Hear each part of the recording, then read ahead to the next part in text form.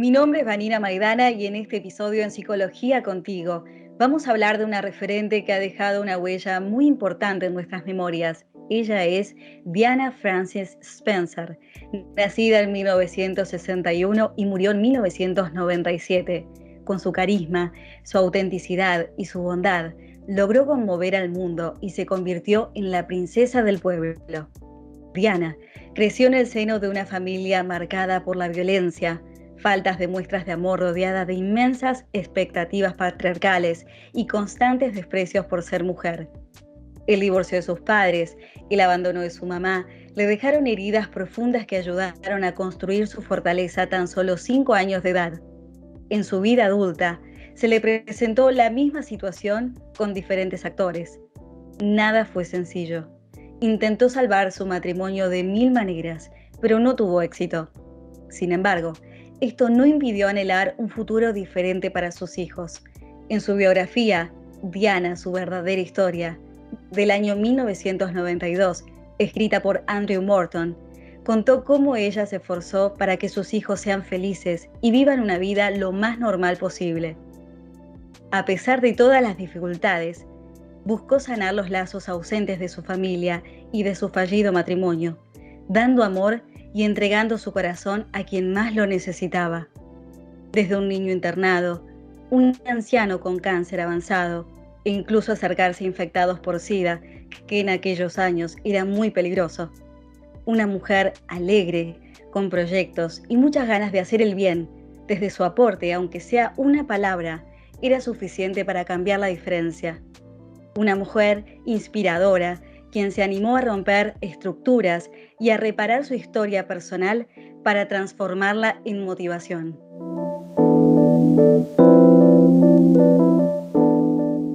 Tal vez estas frases resuenen: te lo digo por tu bien, no es que no confío en ti, sino en que no confío en los demás, porque lo digo yo y no se habla más. ¿Cuántas veces hemos escuchado frases similares de nuestros padres? Todo es un círculo de frases que a su vez han escuchado de sus propios padres también y lo vuelven a repetir, construyendo lazos obsesivos de codependencia emocional, de relaciones condicionadas, sin la posibilidad de dialogar, que no afectan el desarrollo personal, caminando hacia la vida adulta. Por eso, aquí en Psicología Contigo ahondaremos sobre cómo sanar las relaciones parentales.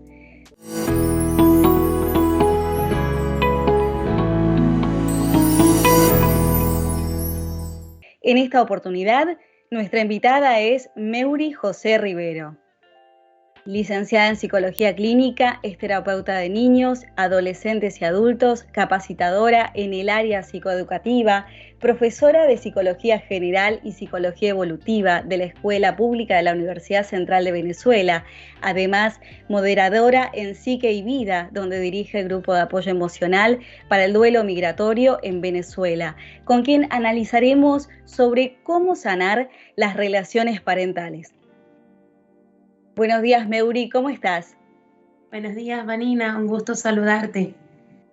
Bueno, para entrarnos a este análisis que nos sucede a todos, nadie escapa de estas relaciones familiares, de estas relaciones parentales.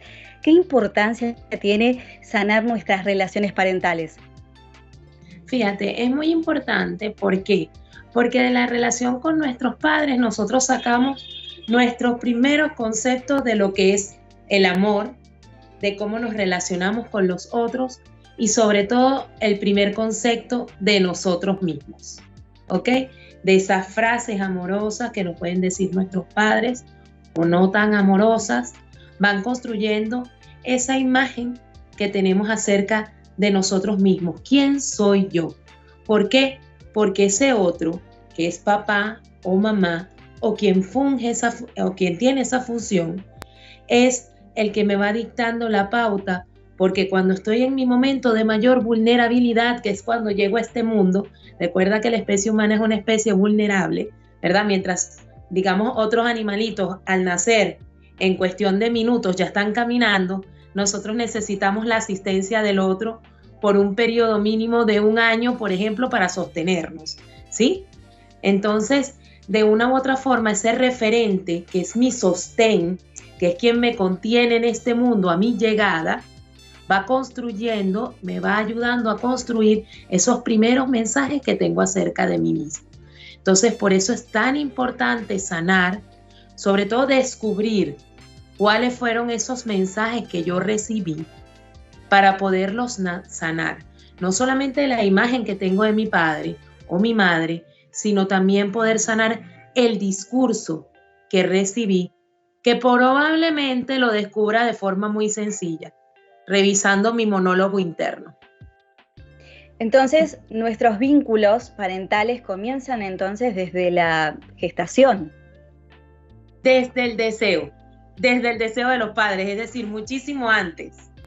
Porque desde el mismo momento en que papá o mamá, ambos, tienen ese deseo de traer a ese otro, de concebirlo, de amarlo.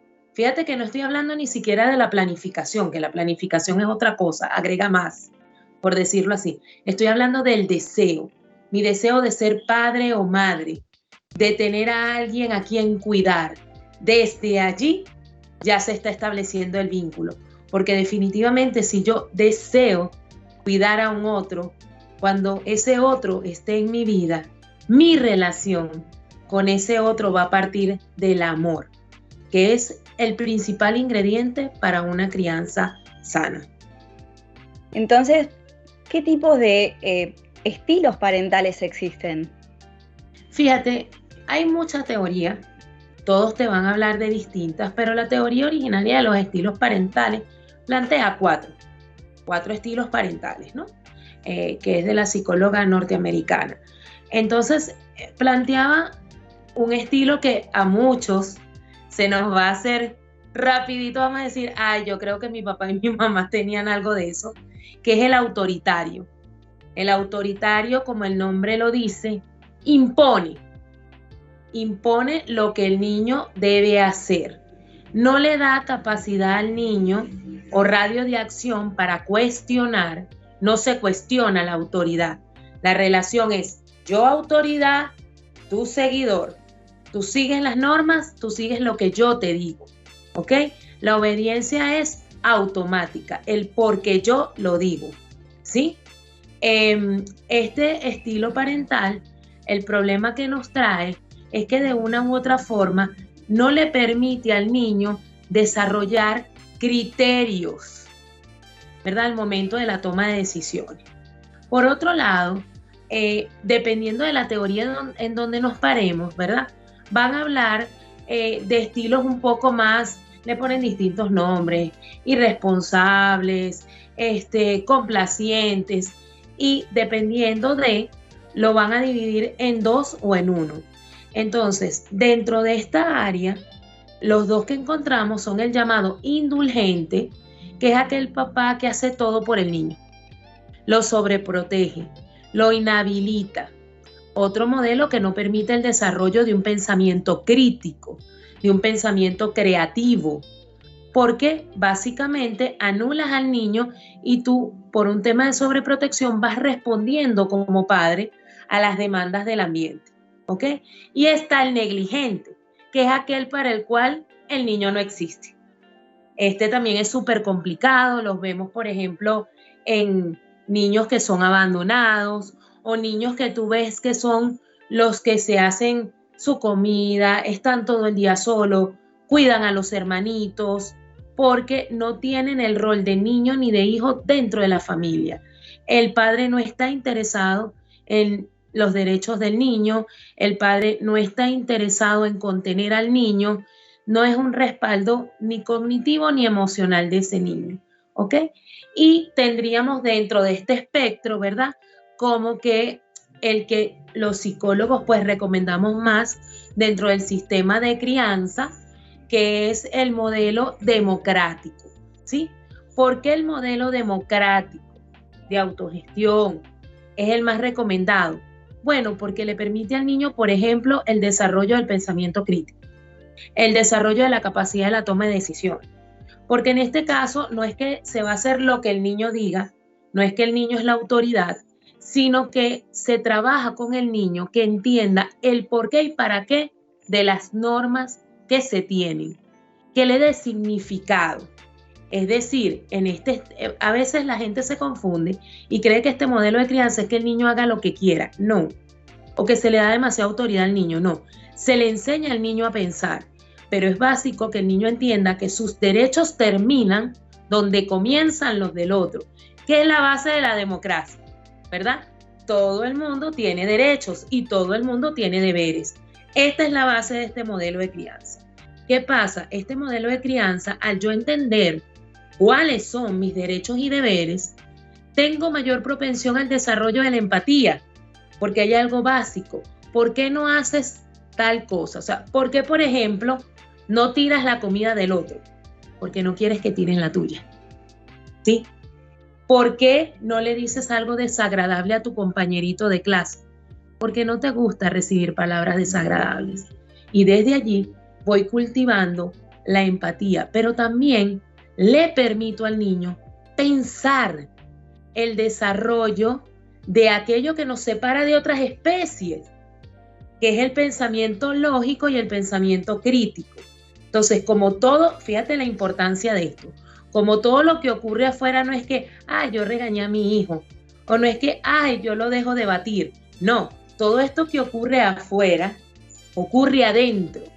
Es decir, yo estoy generando en el cerebro de mi hijo las redes interneuronales necesarias para el desarrollo de un cerebro maravilloso que genere a esa persona, ¿verdad? Que genere esa toma de decisiones, que genere ese niño que le voy a aportar a una sociedad para ese mundo mejor que yo quiero.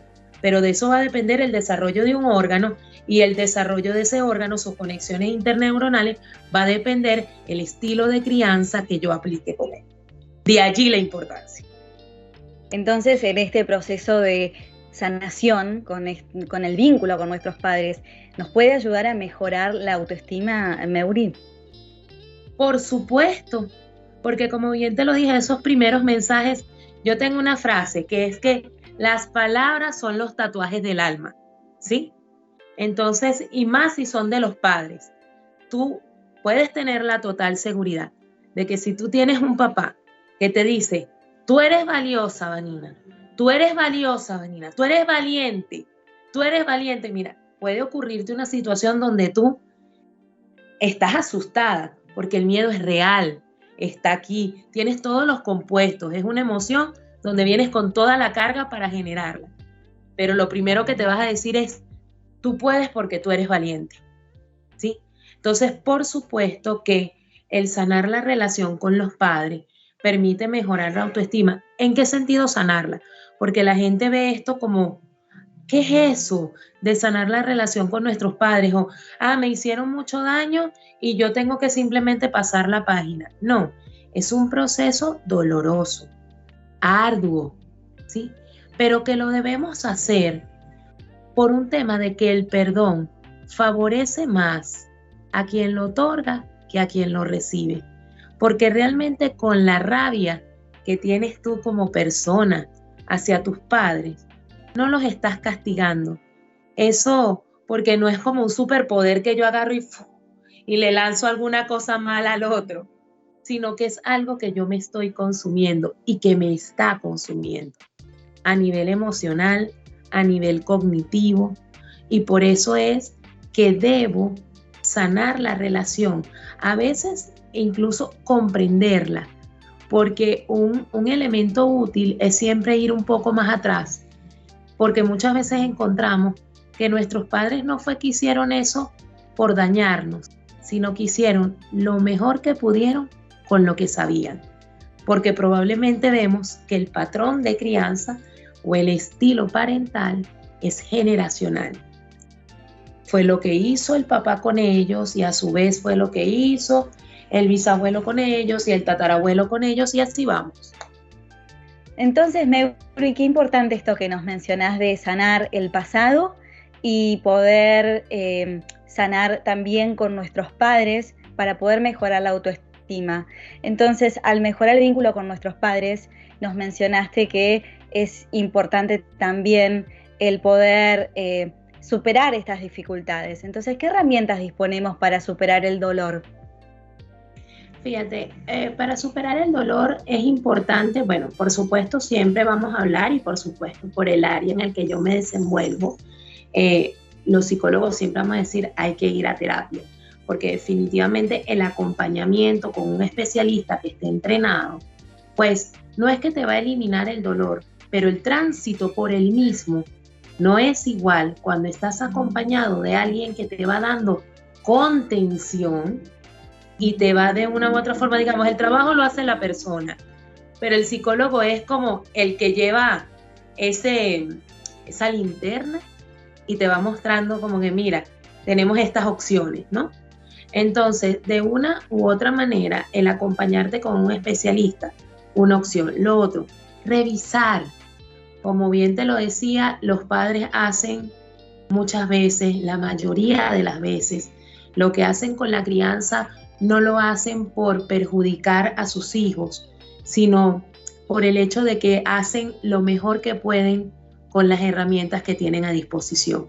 Estudiar nuestra historia familiar, hablar con ellos sobre cómo fue su proceso de crianza, puede ayudarnos mucho a entender por qué actuaron con nosotros como actuaron, porque eran las herramientas que ellos también tenían a la mano. Es su concepto de amor. Muchas veces, sobre todo en la crianza de hace unos 60 años, había muchas palabras que para mí, frases que son muy significativas, como por ejemplo, yo te pego porque te quiero, para corregirte, para que no cometas los mismos errores que yo cometí. Yo te castigo porque te amo. Y entonces había una asociación entre el amor y lo punitivo, ¿no? Como que ser punitivo, ser castigador tiene que ver con un acto de amor y no con lo que es. Entonces, ¿qué condiciones delicadas tiene eso? Que muchas veces la gente puede asumir situaciones de violencia como gestos de amor, ¿sí? Y allí vamos, porque la importancia de sanar.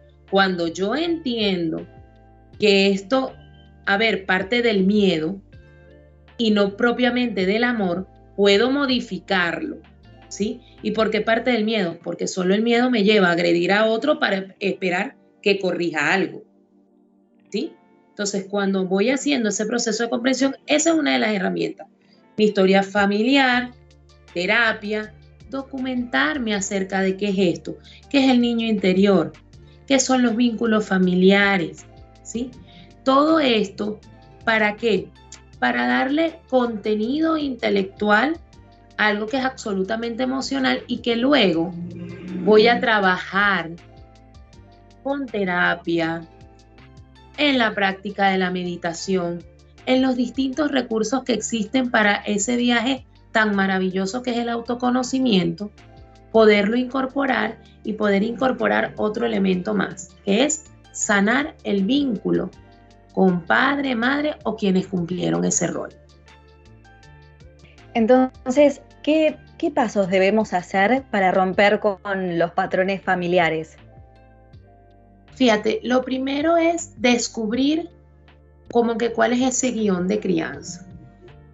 Y lo otro es definir el que yo quiero. Pero el que yo quiero, ¿cómo? ¿Desde dónde empiezo ese proceso? Empiezo desde el mismo hecho de revisar mi diálogo interno. ¿Cómo me hablo? Así yo puedo ir descubriendo cómo más o menos fueron esos primeros mensajes. Si yo soy de las personas que ante las dificultades empiezo, siempre tú metes la pata, lo tuyo es costumbre, pero es que te encanta lo malo. Ya yo más o menos puedo ir intuyendo cómo fueron esos primeros mensajes. Entonces, una práctica súper fácil y rápida. Empiezo a modificar mi monólogo. Tú tienes la capacidad para resolver este problema. ¿Cuál crees tú, Vanina, que es la mejor forma de resolver esta situación? ¿Cómo crees tú que de acuerdo en lo que tú crees ahora, que es el amor, que es la responsabilidad, puedes resolver esta situación que tienes? E incluso no lo tienes que hacer calladita, puedes estar en tu cuarto, en tu habitación, en tu pieza, donde nadie te ve. Como sé que nos ven gente de distintas partes, pues vamos a ponerle el nombre al lugar, desde como le dicen en cada lugar de Latinoamérica, por ejemplo, pieza, cuarto, habitación. Usted allí, dormitorio, se sienta y dice, a ver, ¿cómo podría yo solucionar esta misma situación, pero desde el amor y el respeto, que es en lo que yo estoy decidiendo creer, que es en cómo yo me voy a tratar desde ahora?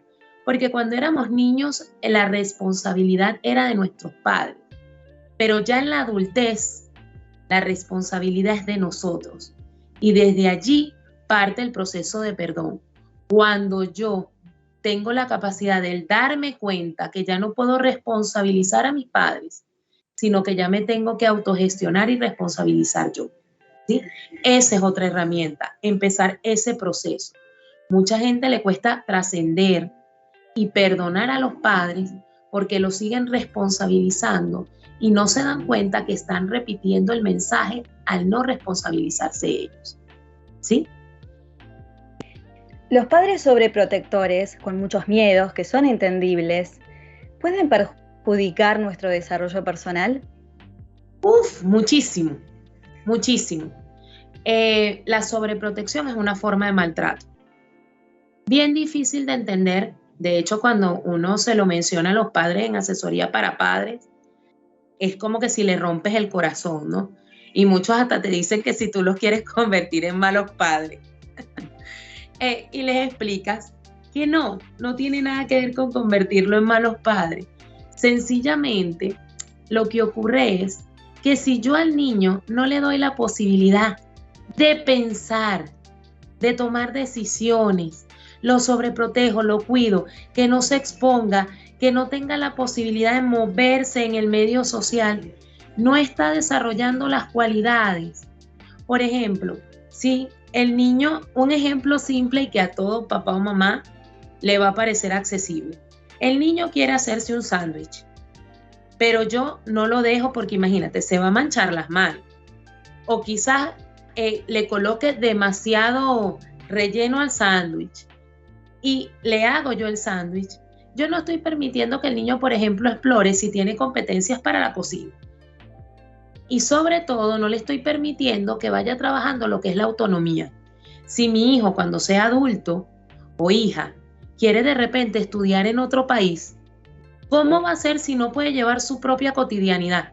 Es decir, si no puede lavar su ropa, si no puede hacerse un sándwich, si todo se lo he hecho yo, ¿cómo va a responder a la posibilidad de estudiar, por ejemplo, en otro país?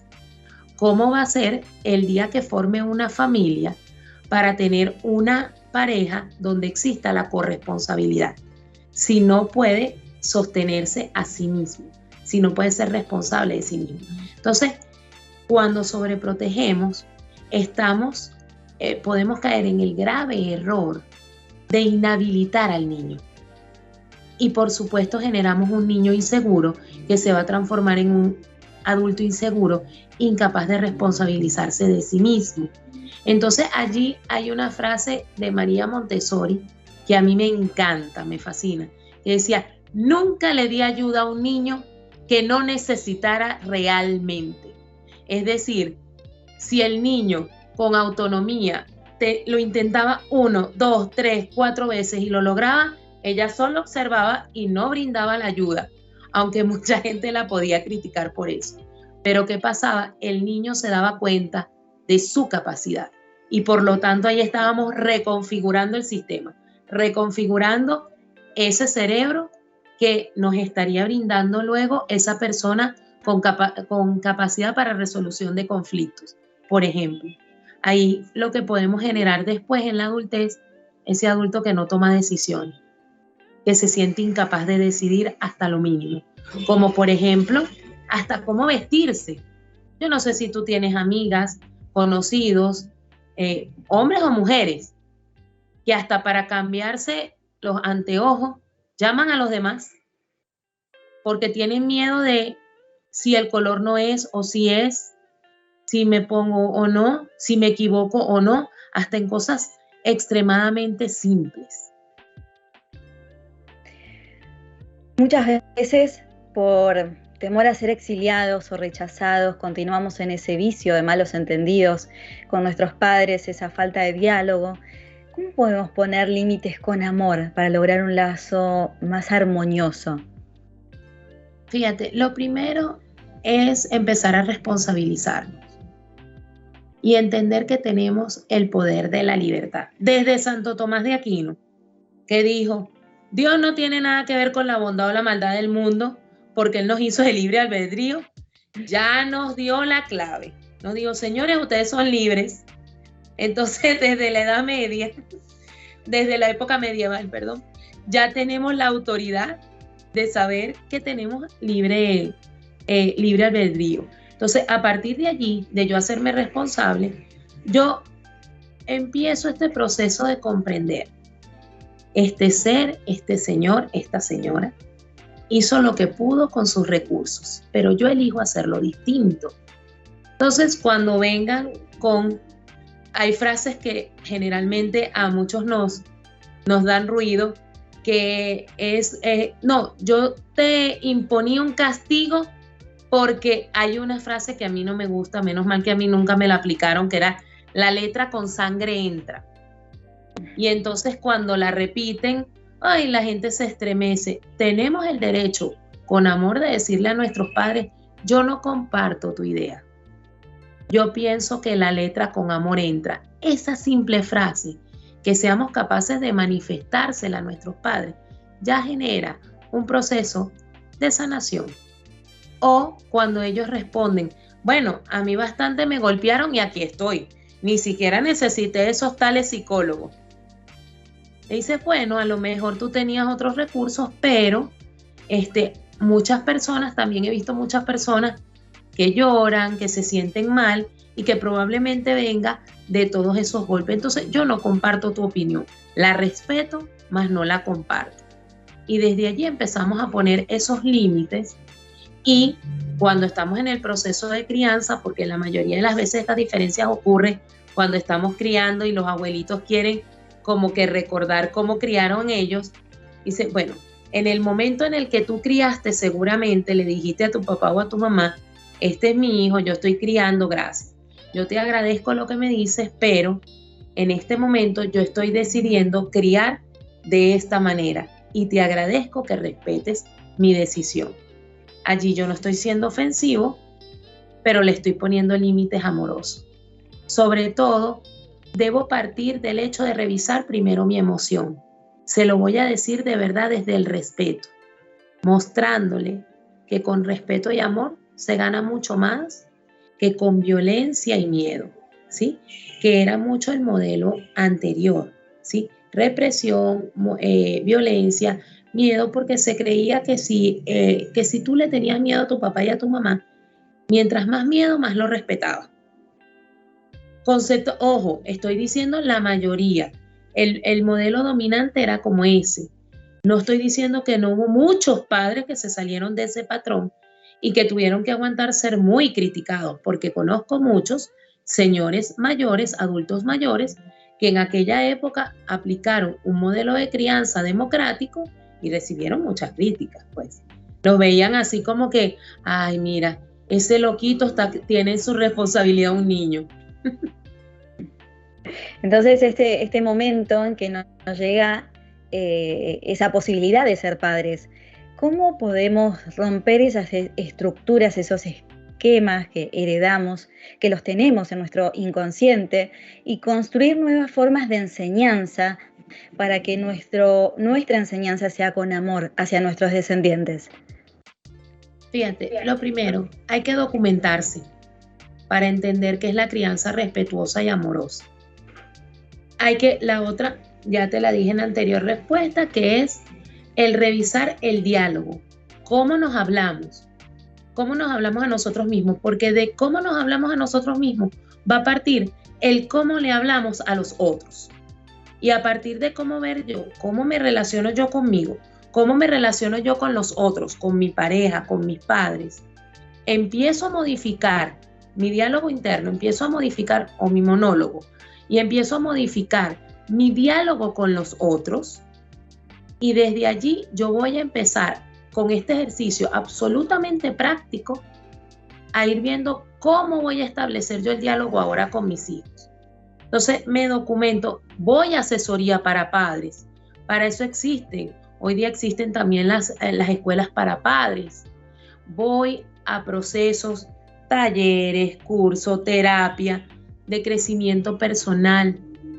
Hago un registro, me escribo una carta a mí mismo de forma automática, sin pensar, solamente cómo me refiero, de mí para mí o de mí para yo, y empiezo a escribirme. Y luego la releo, a ver cómo me trato. ¿Para qué? Para hacer la toma de conciencia. Porque lo primero es que para poder modificar algo tengo que estar consciente de que lo hago. Entonces lo primero es la toma de conciencia. Y no es nada mejor que la toma de conciencia, por ejemplo, se realice en un espacio terapéutico. Porque vas a tener tanto tu mente allí como la de un acompañante que en los momentos necesarios te va a poner la lucecita y te va a decir, hey, mira esto que se te está escapando por acá, ¿no? Entonces, desde allí, desde la decisión consciente de cambiarlo, todo el ser humano es mentira que estamos condenados, ¿sí? Porque generalmente como las teorías hablan de que, bueno, de que desde allí se establecen nuestros patrones, etcétera, entonces muchas veces lo tomamos como una condena. No, no es una condena. La toma de conciencia es para poder cambiarlo. El ser humano tiene la posibilidad de cambio. Es más, podemos cambiar tanto que hasta nuestro cerebro nos lo dice, con la posibilidad a través de la plasticidad cerebral. ¿Qué te dice? Tú puedes cambiarlo.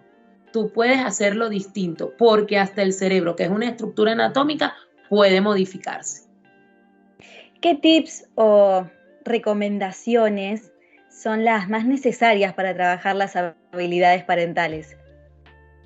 Fíjate, como bien lo dije, la revisión del diálogo, porque las palabras son contundentes en el proceso de crianza, las palabras y los gestos, la recepción del amor. Claro, esto va a depender mucho también de la cultura, ¿sí? Porque hay culturas que, pues nosotros en la cultura latina tendemos más al contacto físico, ¿no? En otros países es mucho más contundente lo verbal. Entonces, el análisis del diálogo, el análisis de nuestro contacto con el otro, qué tanto buscamos contener al otro. Esos son como los elementos que debemos revisar para saber más o menos a qué estilo estuvimos expuestos. Y, por supuesto, todo lo que tenga que ver con autoconocimiento va a ser la clave para yo poder modificar ese estilo al que estuve expuesto. Y sobre todo poderlo modificar para establecer mi relación con esos hijos. ¿Y por qué es importante esto? Porque generalmente la práctica de estos estilos de relación no se queda nada más dentro del hogar. O sea, no es lo que mi papá conmigo, yo con mis hijos, sino que lo llevamos a nuestras relaciones interpersonales también fuera del hogar. Es decir, es bastante frecuente que una persona con estas características, por ejemplo, estos modelos, interfieran en su desarrollo laboral, por ejemplo, interfieran en el establecimiento de relaciones interpersonales sanas y de calidad, de allí la importancia, e incluso en su estilo de liderazgo. Qué importante y necesario trabajar en el crecimiento de nuestros vínculos para mejorar en nuestro crecimiento personal. No es posible no identificarse. Seguramente muchos quieran seguir conociendo más sobre este tema. ¿En qué redes sociales tienes presencia o cuáles son tus redes sociales donde podemos establecer contacto, Meury? Bueno, a través de Instagram, @psique, que se escribe con P, psique_vida. Ok, bueno, Meury, ha sido un placer que puedas compartir tus conocimientos en este espacio y nuevamente estamos muy agradecidos por tu presencia. Gracias a ustedes por la convocatoria, muy agradecida. Esperamos que hayas disfrutado de este podcast y de los conocimientos de la licenciada Meury José Rivero. Los invitamos a más contenidos de psicología en nuestro sitio web, lamenteesmaravillosa.com. Recuerda que puedes escucharnos todos los viernes 19 horas España desde la plataforma Spotify, iVoox, Deezer, Apple Podcast y a través de nuestro YouTube en el canal de La Mente es Maravillosa. Hasta el siguiente episodio con más contenido.